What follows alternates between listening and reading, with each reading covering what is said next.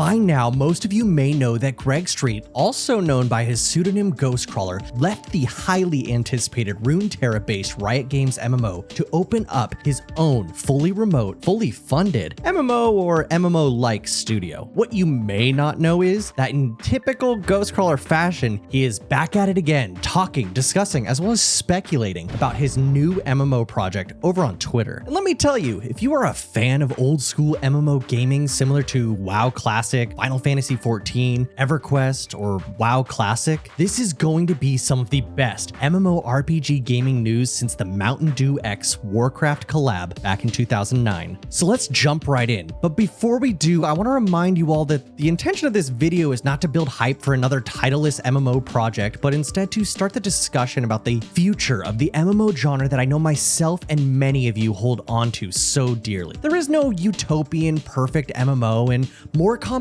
is always a great thing for the industry. So relax in the comments a little. It's only a game. Why you have to be mad? First off, let's talk real quickly about how this project was announced. Very shortly after announcing his departure from Riot Games, Greg Street announced to the world on Twitter in early April that he is starting his own remote studio. Their goal is to move fast and go big. Fortunately, he has found a great mystery strategic partner aligned with his vision, and they are going to move forward. And yes, it will be an MMO or something very MMO-like. He went on to add that the players will be the judge of whether we win or lose. Things will be quiet for a little bit while his adventuring party gears up, but they do plan to share what they are working on early and often. Now, this is something for me, especially if you follow my Riot MMO content, just sounds like a blessing considering the distinct lack of information on that front. And just like he promised, things did quiet down quite a bit until May 30th, where Greg's old friend and pupil Brian Holinka announced on Twitter that he too would be joining Greg on this endeavor. Brian has been working on World of Warcraft for 11 years, ranging from PvP designer to lead combat designer, and is highly qualified for working on MMORPG games, systems, and their combat. And then, exactly 1 month later on June 30th, Ed Altifer, I'm sorry if I'm pronouncing the last name wrong, the previous user experience designer on the Riot MMO, announced that he too would be stepping down to join Greg as the user experience director for the future Ghostcrawler studio.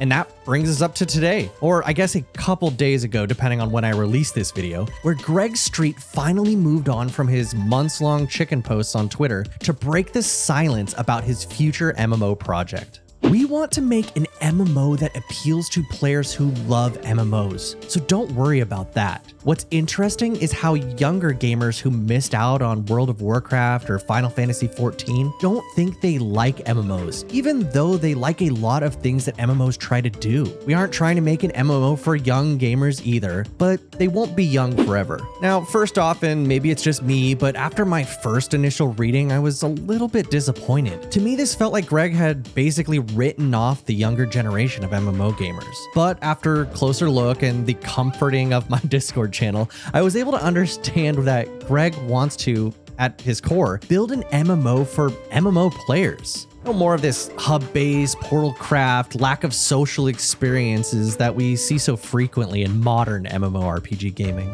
In fact, instead of writing off the new younger generation of gamers, Greg wants to welcome them to MMOs and remind them of the magic that can happen in these online virtual worlds. Something that they seemingly already enjoy, but may have been lost in translation from recent MMORPG titles. Now, of course, I might be reading into this singular sentence a little too much, but it also stirred up a ton of activity over on Twitter, and Greg made a point of responding to many of these posts, so let's take a look at them real quick. First, he was asked, how do you plan to bridge the gap between players with 40+ hours a week and those more casual players? Greg replied with, we believe you have to choose your bullseye audience. You can try to appeal to other types of players, of course, but if you try to be everything to everyone, the result is rarely satisfying for anyone. Now, this is something I've been saying for a long time over on my stream because we discuss MMORPGs over there almost every single day. But I think the best course of action for an MMO is, in fact, broad appeal. Try and hit the largest audience because an MMO is only as massive as the player base you're able to get playing it. Next, Greg was asked, A lot of what drove gamers to MMOs in the first place were these social aspects. Devoid of these aspects, MMOs just become lonely looters.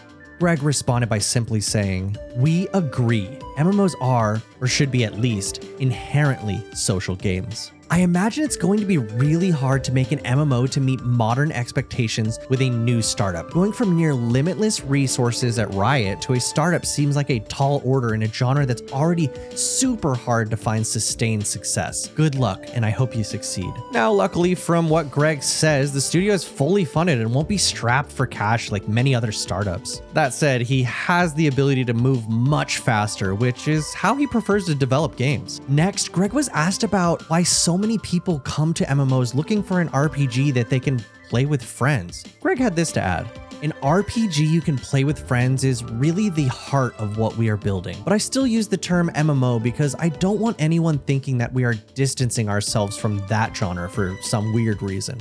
Another user said, "A lot of people don't like WoW or Final Fantasy XIV because the solo content is not there. I have a ton of friends who grind RuneScape to this day, but won't try WoW because they don't want to do everything as a group or on a set raid time." Greg's response was, "We don't think that solo versus organized raid nights should be the only options." And I agree. An MMORPG is a montage or collaboration of many different games, whether it's a group-based RPG, single-player action game, or even just a puzzle game. Shoot, it could even just be a glorified chat room if you're sitting in the tavern talking to your friends. So let's hope Greg's got the right idea when it comes to this game.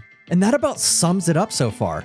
As an old school MMORPG fan, I think what Greg Street and team are putting together is something that can be potentially really great for the future longevity of the genre, and I am really excited to see what they can whip up in the coming years. But what do you think? Do you think we'll hear more about this game this year? Do you think it will come out before the Riot MMO, Ashes of Creation, or any of the other numerous MMORPG titles currently in development?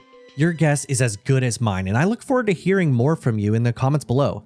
If you made it this far in the video and you're not already subscribed, make sure you smash that subscribe button and hit the bell because obviously you're as down bad as everyone else here in the oheyspun community. And as always, thank you for coming out today. I love hanging out with you guys. These videos are so fun for me to make. I just can go on about MMOs for probably the rest of my life, and I probably will. Most of these games aren't even going to come out in my lifetime, but let's get excited about them anyways. As always, come check out my stream. I'm streaming almost every single day over there. Let's talk. Let's meet each other. Let's have some fun. I will see you all in the next video. Peace.